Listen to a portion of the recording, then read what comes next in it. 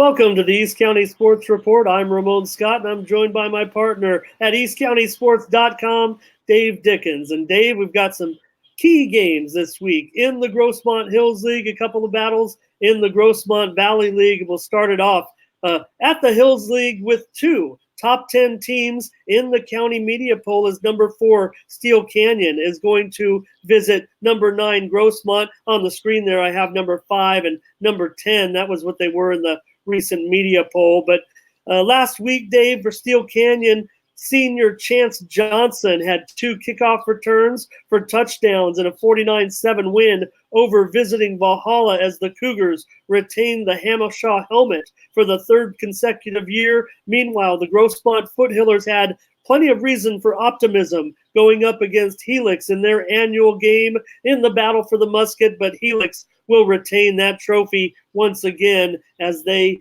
beat Grossmont. So, Dave, key game in the Hills League this week. Grossmont still has a chance. If they can pull off this game and get this victory here, still keeps all 3 teams alive in the Hills League heading into that big game next week, Steele Canyon and Helix. But first things first with the Foothillers. Well, I'm not going to put out the names because I remember having a conversation with Coach Scott Longerbone, and he runs a pretty professional, tight ship, and he expects a certain lingo, the way that he wants his players speaking about other teams and about his teams, and being very humble. And I will just say that it was just chatter, but just a little bit of chatter about how they're not going to overlook the Foothillers, but at the same time, they are pretty sure that they will remain undefeated. And my question, Ramon, I haven't had a chance to look at, are they not the only undefeated San Diego County section team right now? No, there are a couple others, Dave, but if you just look right now at the top of that, Division One ladder, that's really where that stands out, and why Steele Canyon right now, it's kind of funny. It'll be very interesting to see how it shakes down over these final 2 games. I mean, if they win the 2 games, they're in the open division playoff. Don't forget that, Helix and Steele Canyon, that game next week, if Helix wins it, Steele Canyon could fall to number 5. But there are some other undefeated teams in the section right now. Bishops is undefeated right now in Division 2.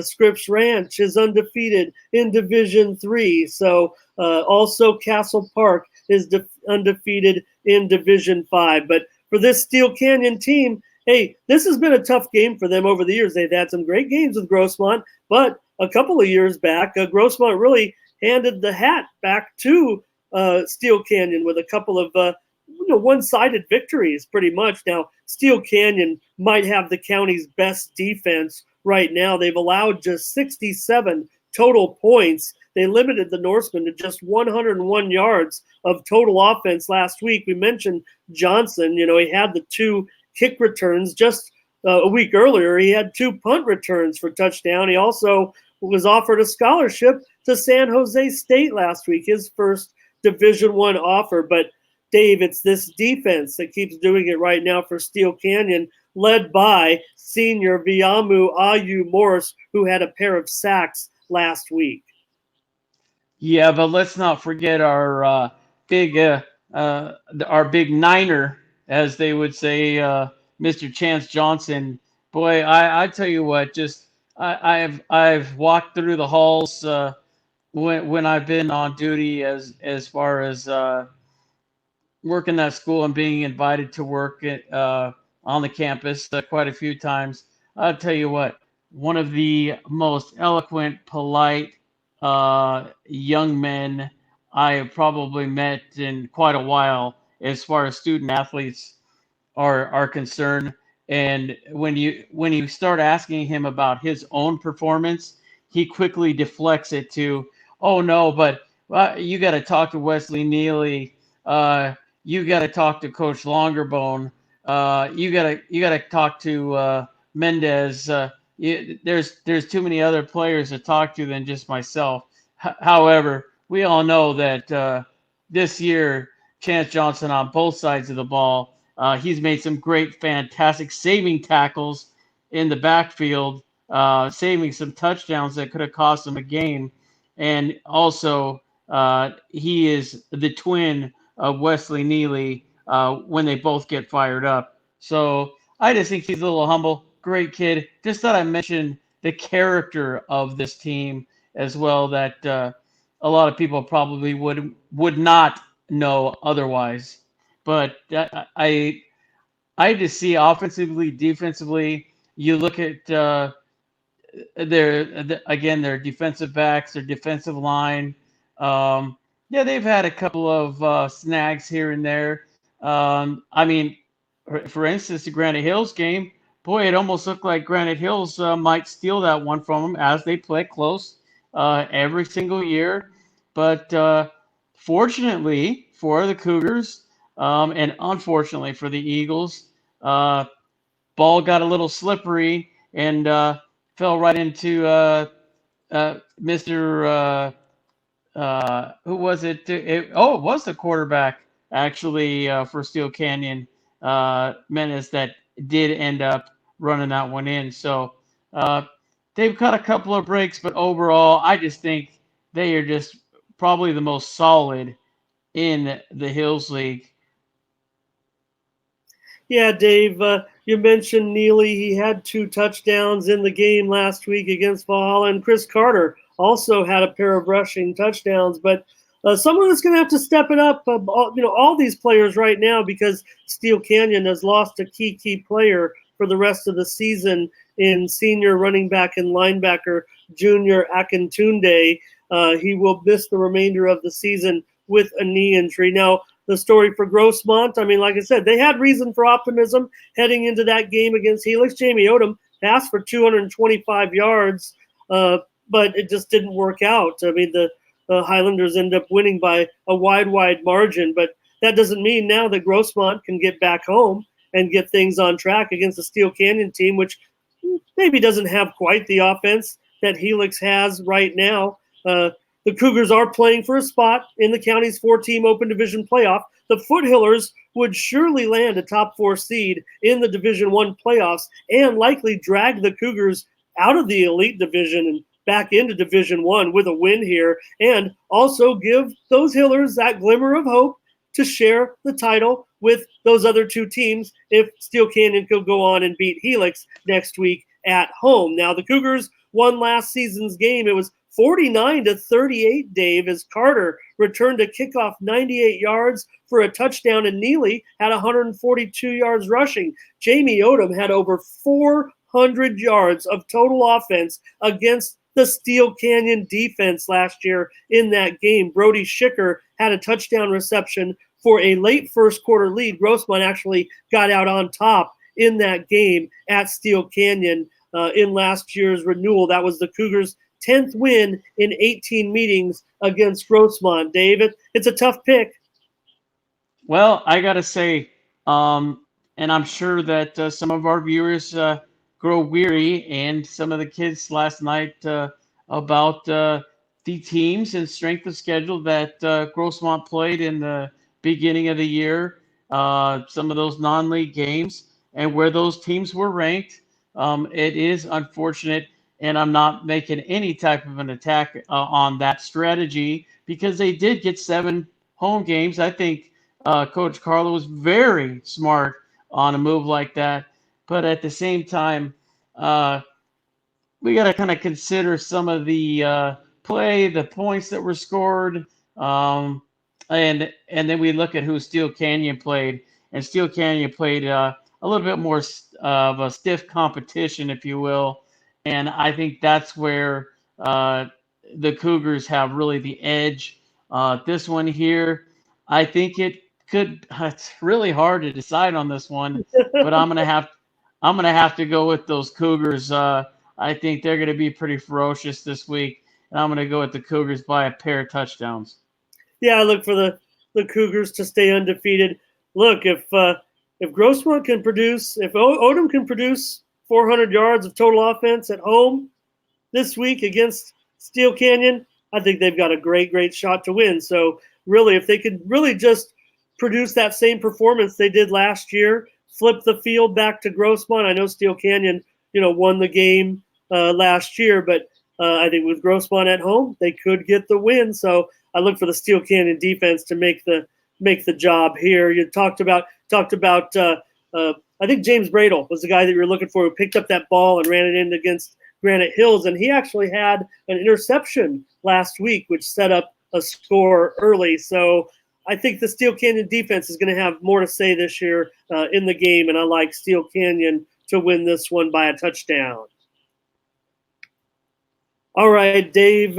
Well, we might have a little bet on it. I might have to spot you some points. I don't know. But, hey, the Granite Hills Eagles, they've got nothing to lose when they go up against number 1 Helix this week at Helix.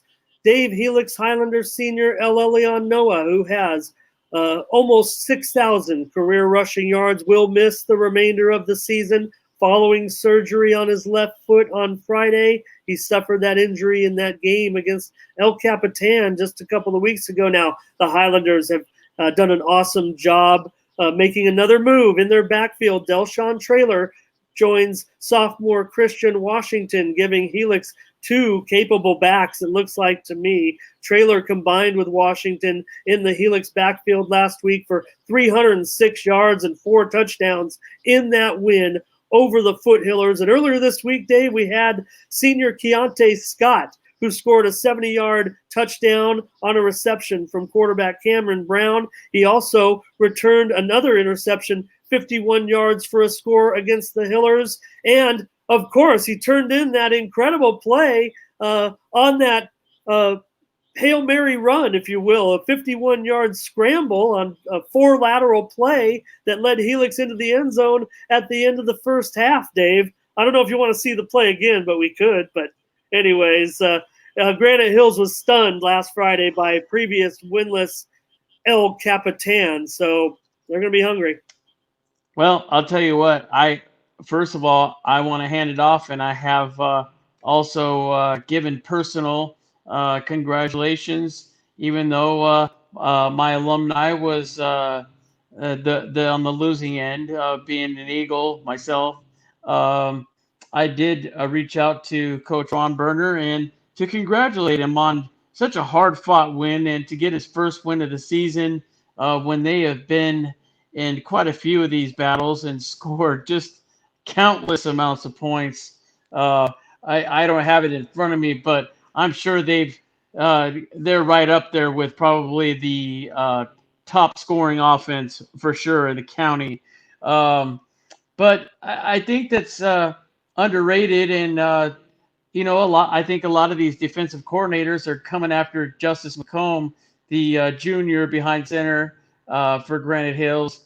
But he still isn't doing too bad. I mean, he's got a looks like a 17 to.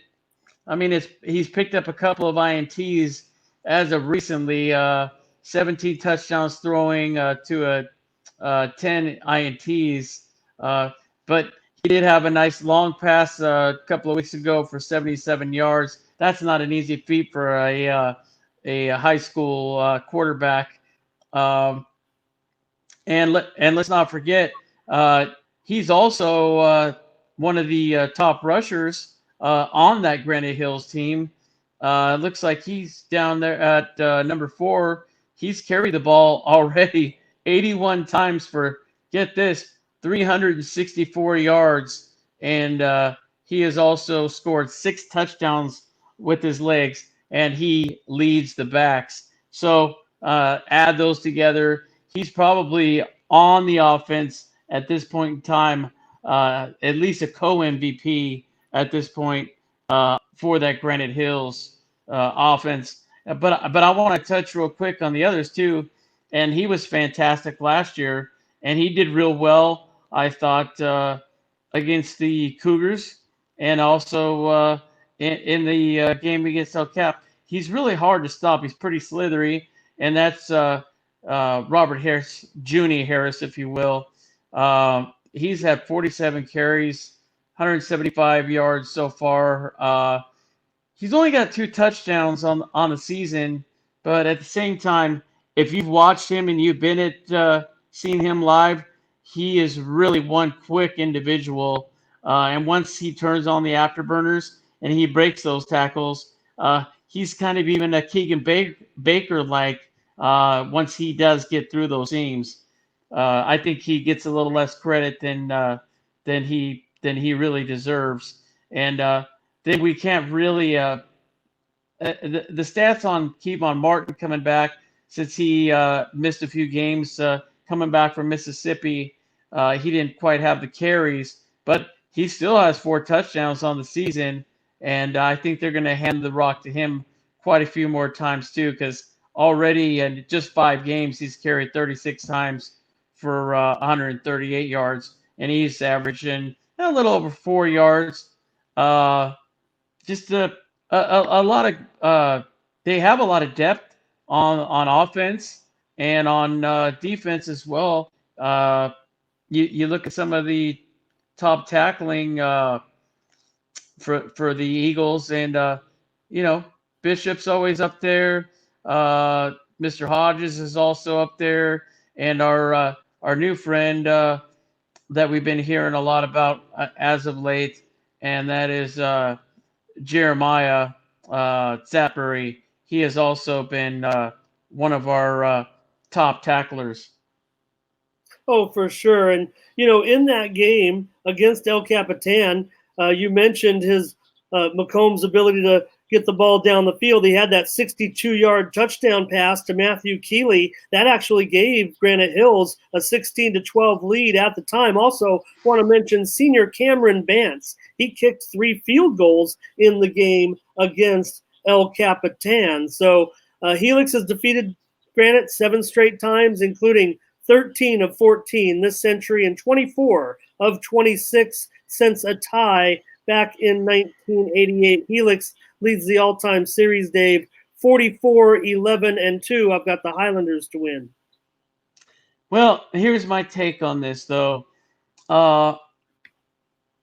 In reality, I think Granite Hills, this is one of those games that they absolutely have to win if they want any contention as far as the playoffs are concerned. And in reality, the home playoff game situation is probably out of the question at this point, considering where they are in that Hills League, which nobody saw this coming. For Granite Hills hasn't had this kind of start since 2016. Yeah. So I think what really is going to give the edge to Granite Hills, the only thing I see is just pure adrenaline and knowing that they have to win this game. And I wouldn't be surprised if they do, just because Helix doesn't need it as much as, they need to win the game, but it's not as much of an emergency, if you will, as it is for the Eagles at this point. I'm going to go with, nobody's probably going to agree with me. I'm going to go with the Eagles stealing one, and I'm going to go with the Eagles by a point. Fair enough.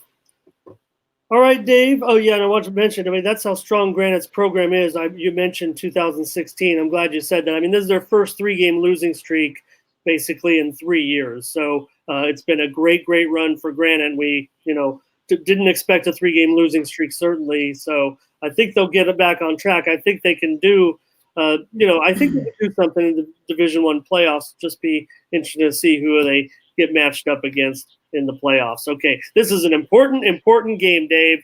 Don't let the records fool you. This is a big, big deal for the playoff picture. It's funny, Dave. I don't know who you're going to pick. I don't know who I'm going to pick yet. But we look at this game, and the winner might be in the playoffs. The loser might be out of the playoffs. It's possible they both could make it. I don't think they're both going to miss the playoffs.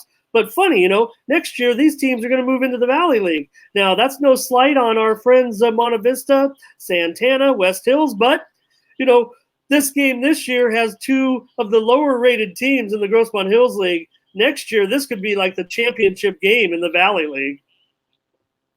Yes, and here's my thing. I know that well, and you know yourself. I think my first interview after taking over for really 100% be invested in the in ECS and covering all these teams. I remember that was one of the quotes that Coach Ron Berner from LCAP had in the first place. His first quote to me was, "Boy, we have a heck of a schedule every single year, and to be playing in the Hills League and the teams that we have to compete, not only the non-league teams that they have scheduled, but then they go right back in the league, and it's just they've had the toughest schedule." And I think it was again a result of the 2014 run that they made with Brad Cagle and who was it? Capucha also. Yeah, he's having a great time in Sacramento State right now. You know, it's just it. I just think that there finally comes a time that you know you're not going to be recruiting those types of players, and you're not going to have those same types of players in the area forever. And I loved how Dolan put it. Why are the elementary school kids that, you know, they grow up during the Kegel days, why are they going to be punished, you know, for for how great that the Vaqueros played then? Not that the Vaqueros have not played fantastic this season. They may be 1-7, but I'll tell you what, that's a very heavy weighted 1-7. Like I said, if you look at strength of schedule in a lot of leagues, they would probably be at least playing over 500. That's my opinion. But we had our good friend Savi Yokley on the show last night, and just the pure talent that you see on that offense. I don't know if you've been out to see him, but I saw him play Patrick Henry. I saw him play a fantastic game and to come up short for the Tony Berner game, the second annual. And I know that one was real rough, especially I'm sure on the side of the El Capitan sidelines.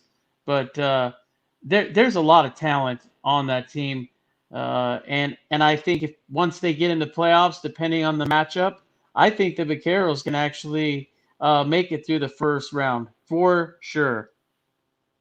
Well, this is it. This is the playoffs right now, starting for El Cap. I mean, they're in 12th place in Division 3, so really can't afford a loss, especially to a fellow Division 3 team that's ahead of them. Valhalla's in 8th place. So what I was saying earlier about both teams could be in, one team might be out, it really is on El Capitan. I think if El Capitan does win this game, they need this game. Valhalla needs this game. But if El Capitan wins, Valhalla still has a chance to hang in there and make the playoffs. I mean, they're in 8th place right now, but they almost would switch with El Capitan, so it might be close. It might be close for Valhalla. They almost maybe need to win just to make sure they get in the playoffs. As the Vaqueros, you know, put themselves right back into playoff contention with that upset victory. Hauser ended up with 255 yards, Dave, against the Eagles. Yokley, you mentioned him, 4 receptions for 150 yards and 2 interceptions in the game. Valhalla senior Keegan Baker, he rushed for 82 of those 101 yards that Valhalla had last week against that stingy Steele Canyon defense. Also want to mention Ryan Perot had an interception for Valhalla in the game. Last year, Dave, you might remember this game. Valhalla won the Vaqueros won 42-21, but Keegan Baker actually ended up kind of stealing the headlines from Hauser. Hauser had 4 TD passes. That was good enough for the win, but Baker rushed for 362 yards in that contest. And the Vaqueros aren't going to want to let him do that again, especially at home. If Baker can have a monster night on the ground, I think that could spell the victory for Valhalla. This is where I'm gonna give a little banter and I'm going to disagree with you. We need to also consider that last year at this time that Hauser was coming back from some big injury, the big injury bug, and he hadn't played as many games, so he had a lot of rust. Um, this year, I think a bigger situation for him is he's been playing every game. He's been playing 100%. I think he, hands down, both running the ball and throwing the ball, has probably had his best year in the 3 years that he has been at the varsity level. So, and I'm looking at just some of these scores too. Hilltop is considered the, I'm going to say I consider them the new temporary Eastlake team. I think Hilltop took over down there. And look at that one. They lost that one 47-41. I don't know if that was because it was kind of a brotherly thing going on. But you look at some of the scores of these, real high scoring. Patrick Henry, we all know that they were in that game right down till the last second. They lost 60-52. That was a possible win. The West Hills, last minute. Uh, and then this last Granite Hills, they played it to the end. I think they could have had actually at least 2 or 3 more wins and not only play. So I will say that if El Cap ever had a chance, and if we can make a comparison of last year, Valhalla and El Cap in this game, in comparison with health wise too, I think El Capitan has the advantage offensively and defensively. And let's not forget about Donnie Green. Boy, I've seen him mow some of these defenders down for quite a few yards and quite a few touchdowns. So personally, I'm going to say, and whatever sandwich, pizza you'd like to order from wherever you want, I'm taking El Cap by 10. Okay, well, I'll side with Valhalla. I'm kind of torn on the game as well, but I just think that right now, hey, credit to El Capitan's defense. When we talked to Savvy Oakley yesterday, he mentioned the changes that El Cap has made, within their coaching staff and some of their schemes defensively, and it obviously worked, especially with Oakley with those 2 key interceptions against Granite Hills. I mean, they were big game-changing plays. So I think credit to them and credit to that defense. They're going to have to stop Baker. They can't give up a monster rushing game to him. El Capitan leads the all-time series 23-17-1, but Valhalla has the edge this century 8-7. This year's winner could be anyone's guess. Like I said, next year's winner could be the league champion. I've got Valhalla by a point.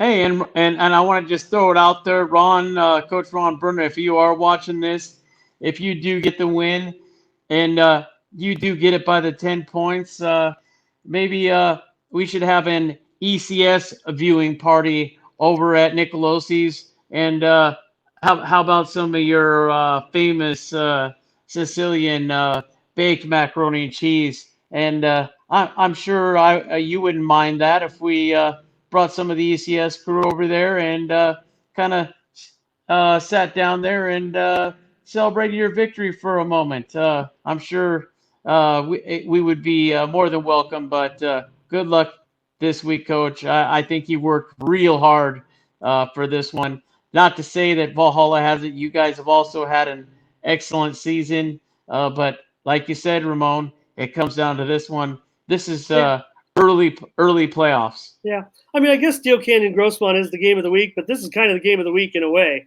Like I said, the loser could be sitting on the sidelines in the playoffs. And hey, as far as that food's concerned, for any school out there, Dave and I, we are front runners for food. So, okay, let's move on.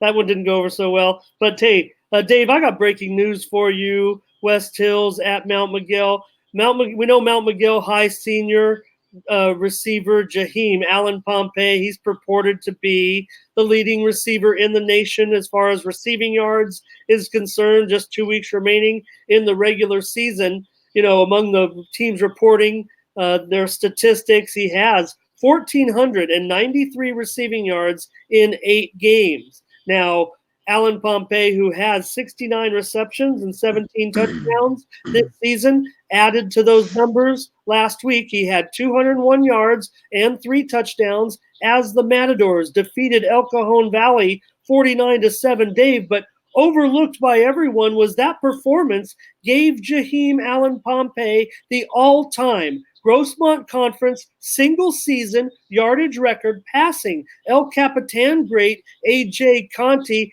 and he also passed a gentleman who was on the same field last week, assistant coach for the Braves, Clifton Thomas, who was second in all-time single-season receiving yards in conference history of that 2005 team when he had 1,416. So it was Alan Pompey's 4th 200-yard game of the season and 3rd time he's caught 3 touchdowns in one game as well. It's not going to be easy for him this week because I think Kip Klingerman and the West Hills Wolfpack have a very, very important game, and they're coming into Mount Miguel in what could be on paper kind of a toss-up.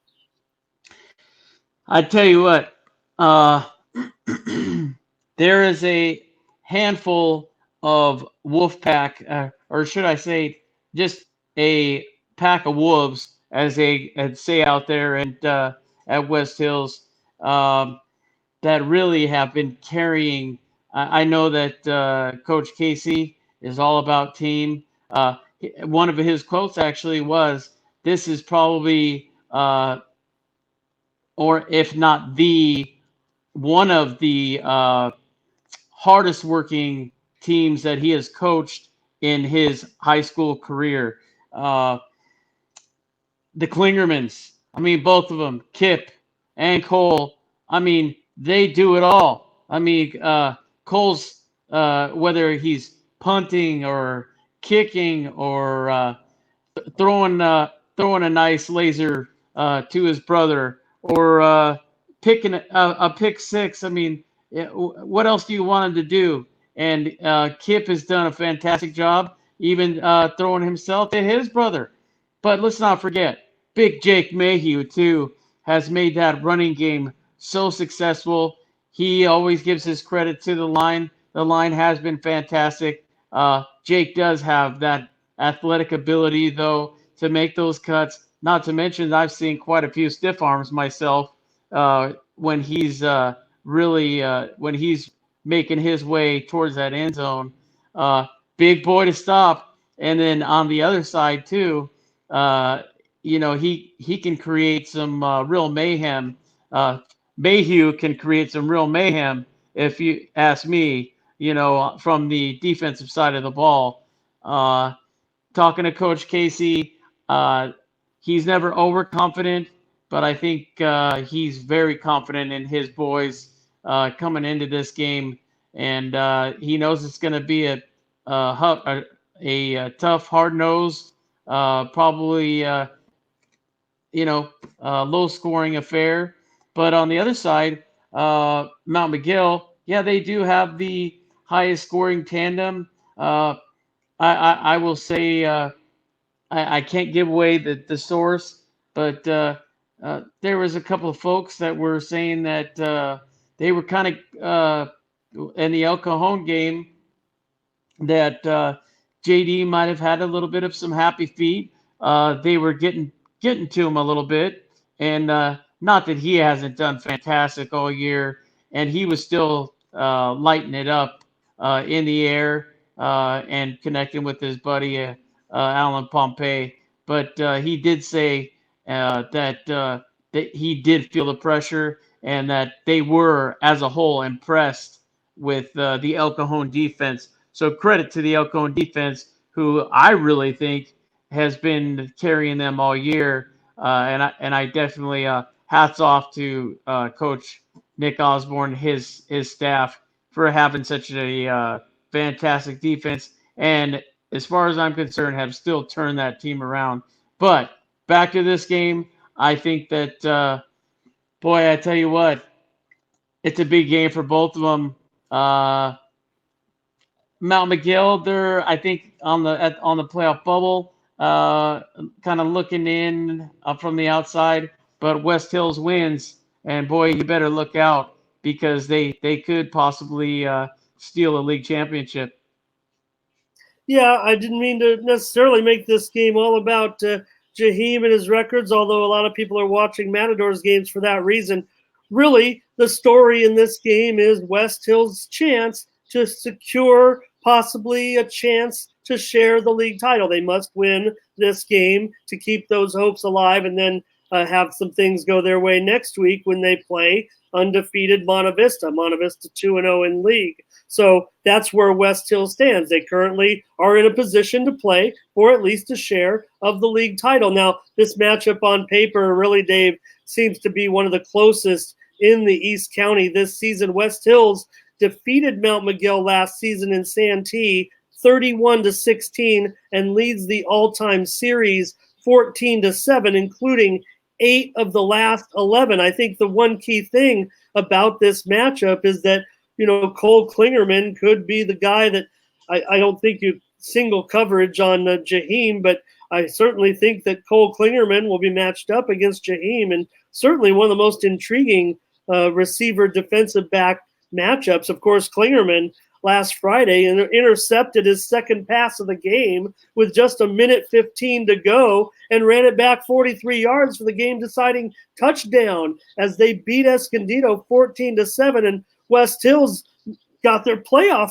chances right back on track too. So they're in position. The coaching staff has done a great job in position to contend for a league title, in position now to go to the playoffs. So for the Matadors, a playoff appearance would not only mark a return to the postseason for head coach Troy Starr in just his second year at the school, but also give Alan Pompey, a couple more games. So pretty important game for Mount Miguel. I think no matter what, Mount Miguel is likely to make the playoffs, even if they were to fall in this game, but they're certainly going to give it their best and try to get their second league win. We mentioned if Alan Pompey can get those extra games, Dave, he could challenge other Grossmont Conference records, including pass receptions in a season at 92 and touchdown receptions in a season at 21. He's only 4 away from that one. So should the Matadors advance in the Division IV playoffs, Alan Pompey,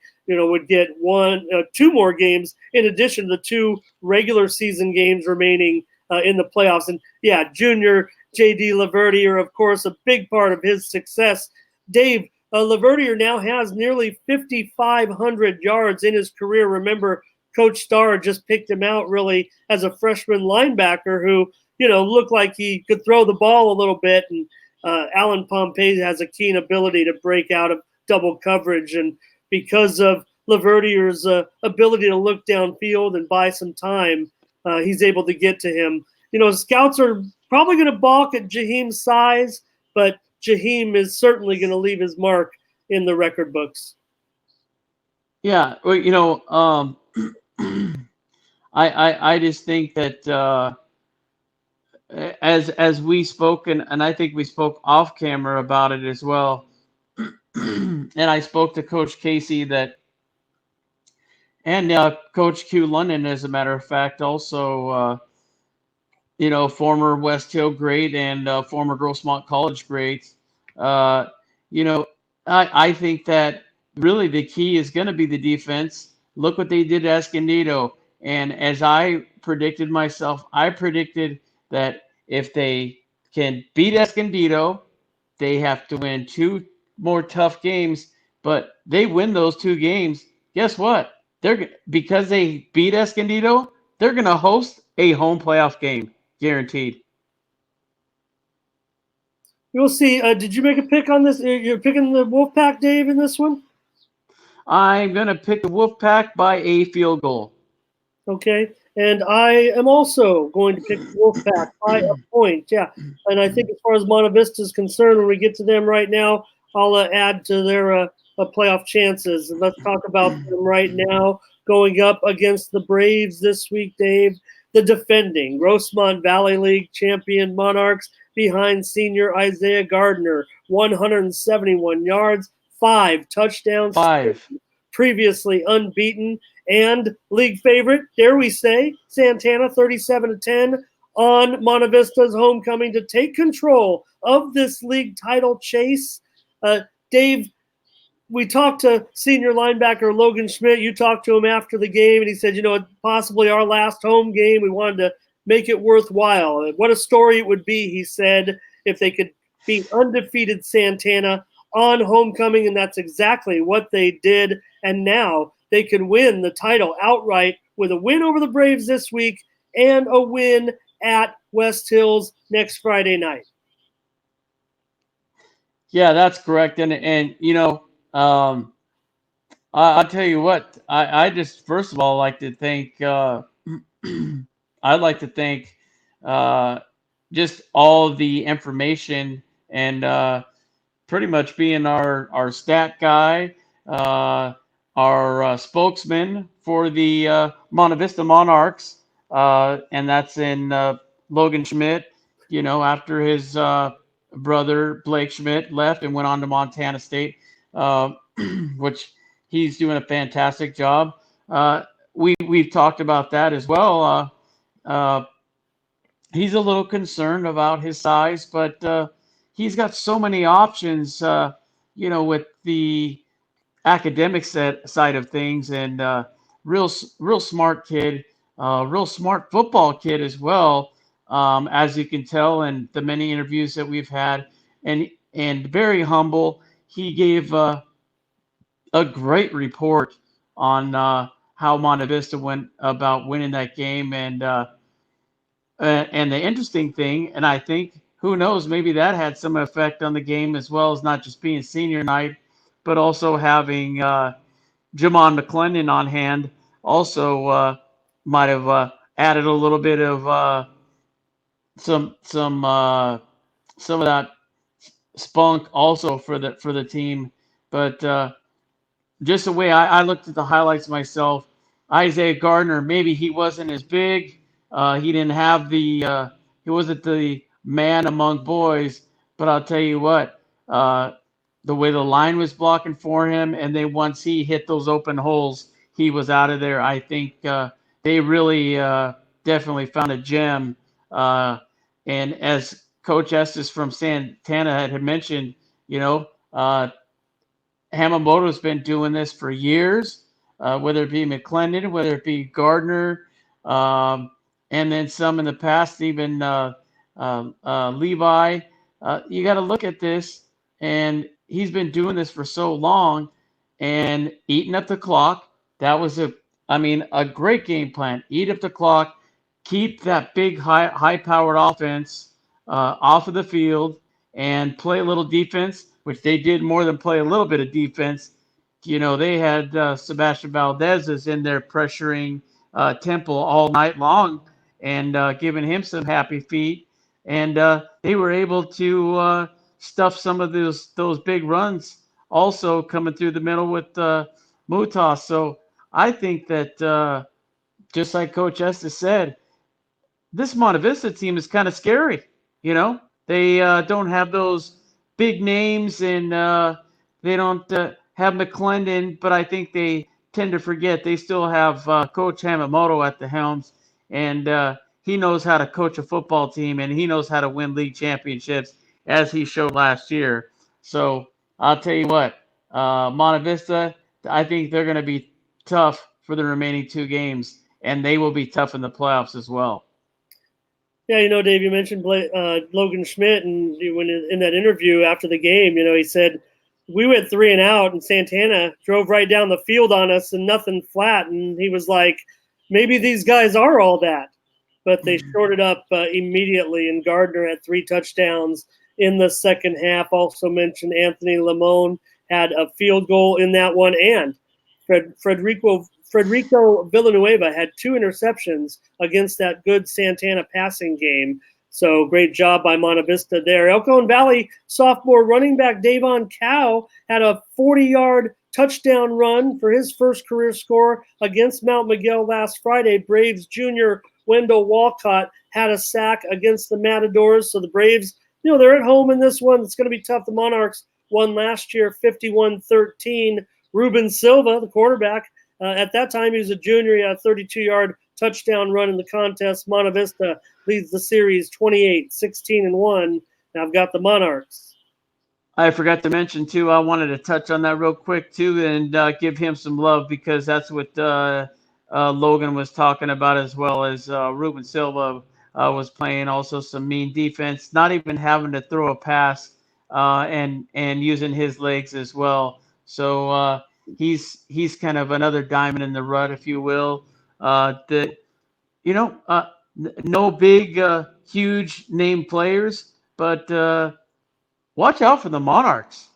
I bet you, and I'll tell you what, everybody in the Valley is looking at their film now, I guarantee it, and going, this team has that very good chance. And as you mentioned at the beginning of the season and several times throughout, they are still the league champions until they're knocked off. And you know what? Right now, it's looking like they may, in fact, remain league champions. We'll have to see. I'll say this: as far as their potential in the playoffs are concerned, in Division Two, I mean, there's some really good teams in Division Two, but Monta Vista can slow the game down on anybody and be competitive in a game. But they're going to have to beat West Hills next week, possibly, to make the playoffs. It's kind of funny. They'll need to beat West Hills to win the league championship. They might need to beat West Hills to make the playoffs. It's possible. They can still make the playoffs without beating West Hills. They're in 10th place right now, and they're playing the Braves, so their strength of schedule isn't going to be helped this week. And because West Hills is below them in the ratings, a loss is going to be detrimental. So Monta Vista is going to have a lot to play for next week. It's going to be big-time playoff start next week for Monta Vista. Okay, Dave, Christian, off that loss against Morris, they're going to go on the road to play Fernley, Nevada. Fernley is a pretty good team. They've won 5 straight. They're undefeated at home. They're the number 2 rated team in the Nevada 3A rankings. The power ratings would show the Patriots to be a bit of an underdog in this game to the team east of Reno. You went to that game last week, Dave. It was really not much of a contest. 58-22. That was the final score. So many points, I can't even add them up. Christian Salacup returned the opening kickoff. That was great. He returned it 75 yards. He was named homecoming king at halftime. And also congratulations to Maddie Worley. She was announced as the queen, but that was pretty much the highlights for Christian.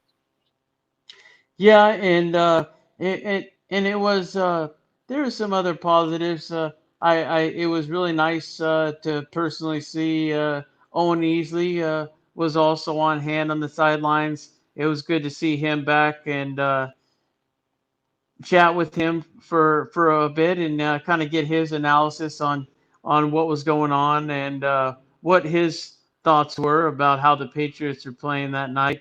And the interesting thing about it really is I had spent a good 45 minutes maybe earlier in the week watching some of the plays that were so successful against the Marauders. And for some reason, I don't know what it was, but it's almost as if Morse really knew exactly what they were going to do. Because I spent some time on the other side to get some of my some good shots and some good video, obviously, from the other sideline. And, you keep your ears perked. And I tell you what, some of those calls, they were calling them out the same time. And when they were calling some of the plays that David had talked to me about, Coach Beezer, I couldn't believe it.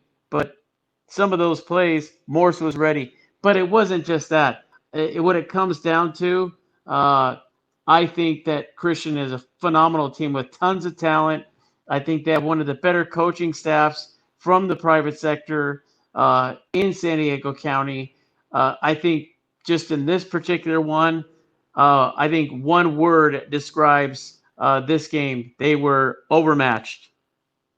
Well, junior quarterback Gabe Krug scored on a pair of second-half touchdown runs, but the Tigers rushed for 376 yards, Dave. It was almost a carbon copy of their playoff win over the Patriots last November when they rushed for 375 yards, and the Morris held the Patriots to just 151 yards of total offense on Friday night.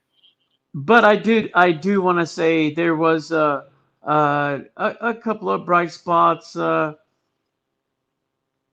we mentioned, Salacup getting the pick in the corner of the end zone, and the run back we're talking about. There was even a nice, just a beautiful pass from Krug to Todd Beezer. The thing is what these guys, whether they were running the ball or they were throwing the ball, I think really what it was, they were just too much for the defense in this particular game.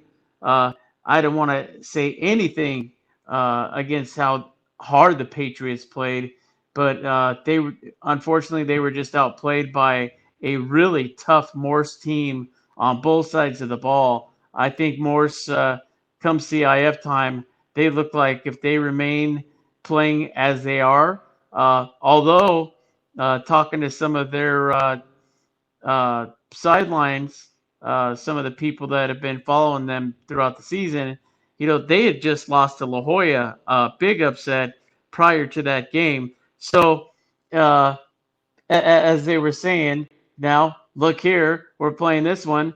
Christian could go ahead and do the same exact thing that Morris did to Christian coming up on this one in Nevada.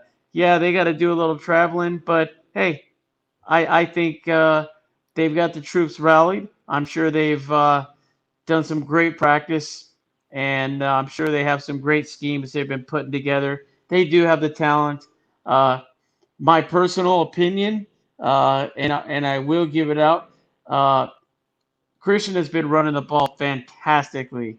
They have been so successful, but I think we're going to be playing a different type of team. I think it's time to open up the passing game, and I think it's time we get the big man, Todd Beezer, get him a couple of those beautiful passes from Gabe Krug, and I think that might add to a couple of scores that will win that one.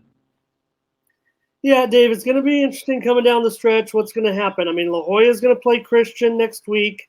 So, La Jolla right now 2-0, Christian 2-1, Morse 1-1. La Jolla does play at University City this week. University City hasn't fared that well this season, but that game is on the road. Christian's still not out of this for, a solo championship either. But Morse could come back and end up 3-1 also. So just kind of a crazy race right now in the Eastern League, and I guess we're just going to see what happens while Christian's out of town, what happens to those other teams this week, and see what kind of position Christian is in next week. I will caution Christian, the Vaqueros do it on the ground. They're the Fernley Vaqueros. They average nearly 8 yards per carry. They have senior Miles Steele with 950 yards rushing and 16 touchdowns on the season. The Fernley defense has 14 sacks on the season. They have one player, junior David Cisneros, who has 5 sacks. So I'm going to go with Fernley on this one based on the travel, I think, Dave. Yeah, and I'm not going to, just because they are one of our teams, I am going to go with Christian solely based on, and I don't think it's going to be I'm going to say by a point, and for the simple reason that after that game that they played against Morse, I think that it really set in, and I think they really have something to play for here now. And every game that they play from here on out in that tough Eastern League that they have too, this game and every game is going to be important if they still want to compete for that league championship. This is a must win. I think Christian's going to silence the skeptics, and I'm going to take Christian by the point. All right, great. Dave, the Mountain Empire Redhawks, they can hit the weight room, I guess, after their decisive loss against Holtville last week. Holtville, their rival, ended up beating them 54-0 last Friday night. Probably in revenge for Mountain Empire winning last year. Remember in Pine Valley, the biggest win of the season, I think, at the time of the regular season for Mountain Empire. But the Red Hawks were without probably their best player in receiver Marcus Smith. He was out for this game. Holtville returned the opening kickoff for a touchdown. Within 3 possessions, I think they were up 3 touchdowns before Mountain Empire even got a first down when Jericho Brennan had a 24-yard catch from Khalil Whitehead. But the Vikings got another pair of touchdowns. By halftime, it was a running clock, and even their great star, Jose DeVoe, had a pair of rushing touchdowns in the second half. Mountain Empire did force and recover a fumble in the game, but it was a one-sided game, Dave. Yeah, I got to say, though, after talking to Coach Prince, I think they are regrouping, and they are very confident according to the way Coach Van and Coach Prince sound. And you talked about it when you were looking ahead, and as the age-old cliche, one game at a time. Well, here's that game at a time. A very crucial playing Darn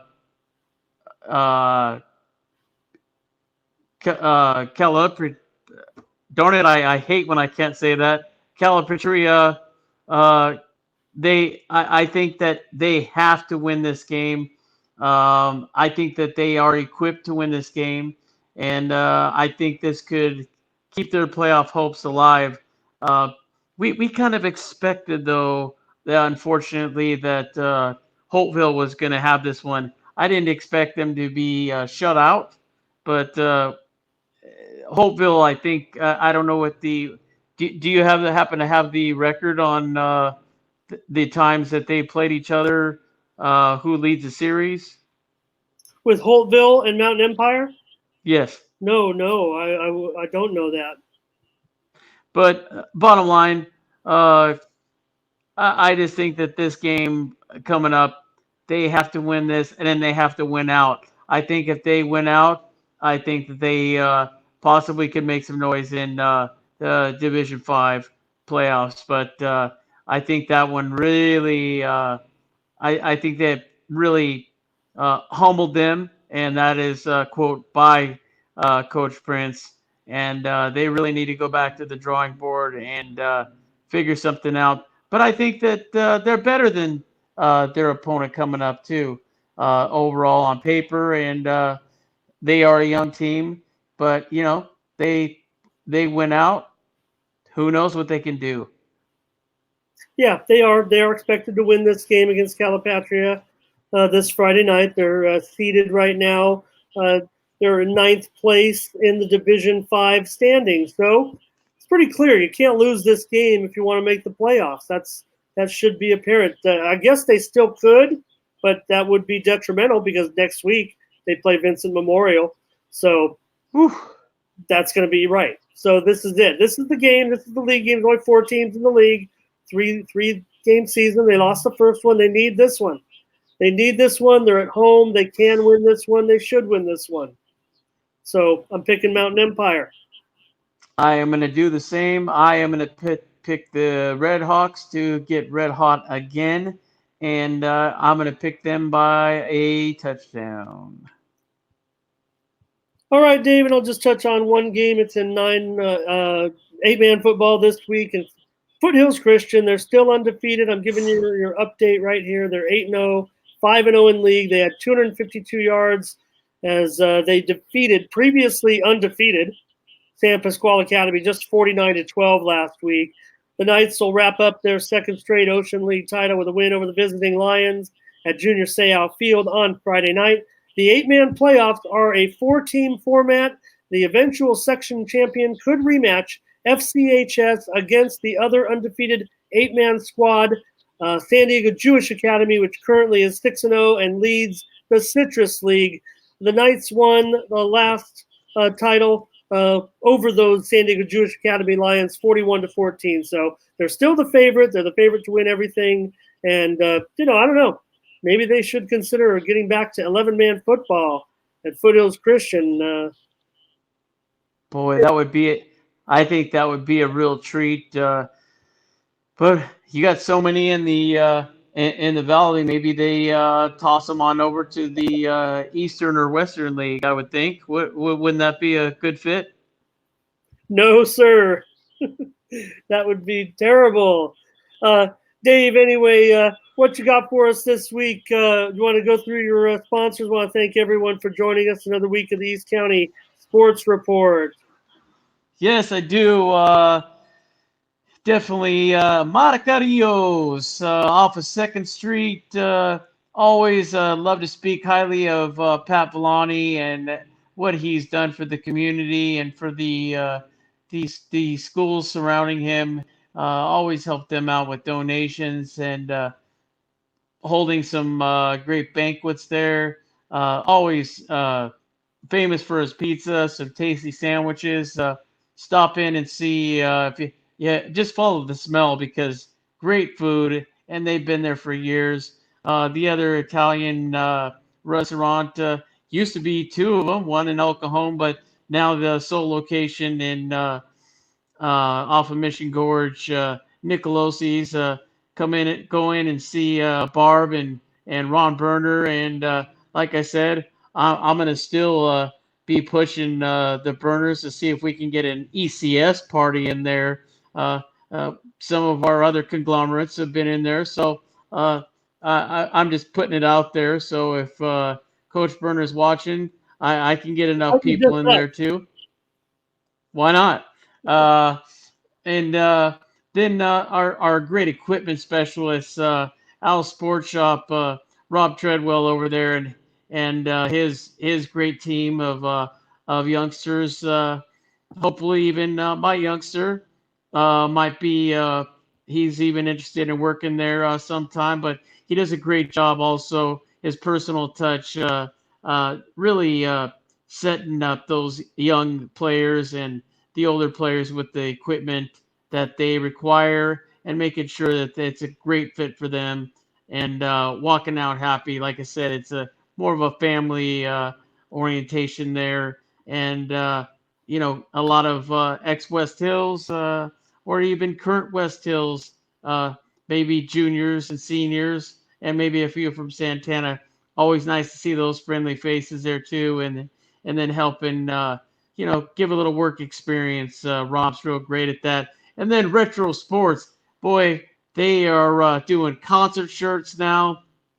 They have such a great setup of so many of those great sewing machines. They've done a tremendous job on East County Sports, all of our polos and T-shirts. Uh, we just it's been great, and not to mention our athlete of the week patches, that Letterman patches, that they've done a great job and they've stayed on top of it for us.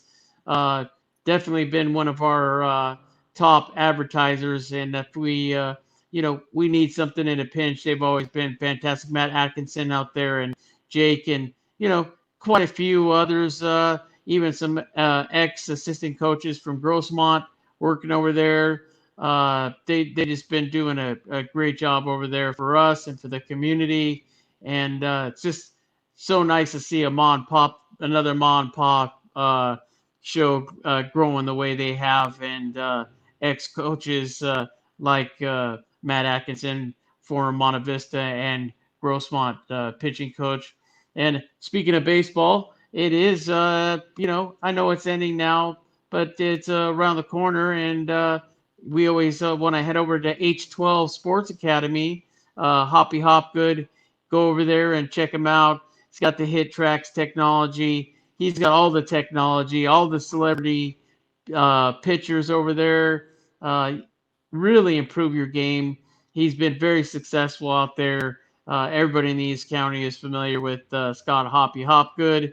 Had a nice little baseball career of his own down in the lower minor leagues, but he also did a great job as a coach over at Sarah High School, short time there, also at West Hills High School. So he's well known in the East County. He takes care of his players, and also takes care of all of his clients. Place is busy all the time. That tells you he's definitely the professional out there. Also, one of our newer sponsors, Alpine Manufacturing. Just the bottom line, more cost effective, put more Americans to work, and not having to do so much of the importing overseas. And that is they're those that you see putting up the walls and kind of those stand-up type construction, and more of them. They get done a lot faster, better on the budget. Give them a call if you're interested in something like that. They just finished off a beautiful Marriott that's owned by the Coit Sons, and Frank Coit, head coach of the Mount Miguel champion Mount Miguel Division 5 champion Mount Miguel Matadors as far as baseball is concerned. And if I did miss anybody else, I do thank you for your sponsorship. And we're always looking for extra sponsors. And again, we're always looking for some great talent out there. And if you're willing to even go out to one of our games and take some photos, learn some journalistic experience, we got plenty of experience between all of us. And other than that, Dave, we just want to. I have one more also I want to add before you sign off. I just want to let all of our players know that this Saturday night, Southwestern College football game against Grossmont College at Southwestern. If you are interested in meeting the Jaguars as a player, possibly going to Southwestern, meeting Coach Carberry, becoming a member of the team for your next college stop at Southwestern, you are invited to contact Coach Galatis on Twitter. You can DM him on Twitter or contact Coach Galatis down there at Southwestern, inviting all seniors this week to their recruitment game against Grossmont Saturday night at 6 p.m. Dave, you've been there before when they have this. You get to meet the coaches. You get to have your parents sit in the VIP staff, and also get a tour of the campus, the weight room, the training facilities, and the locker room. So Southwestern is doing their recruitment game this week. It just happens to be against Grossmont, so that makes it kind of fun too. We always want to encourage them, whichever school they choose, but Southwestern is inviting you this week. Please get in contact with them if you're interested in being a part of the Jaguar football program.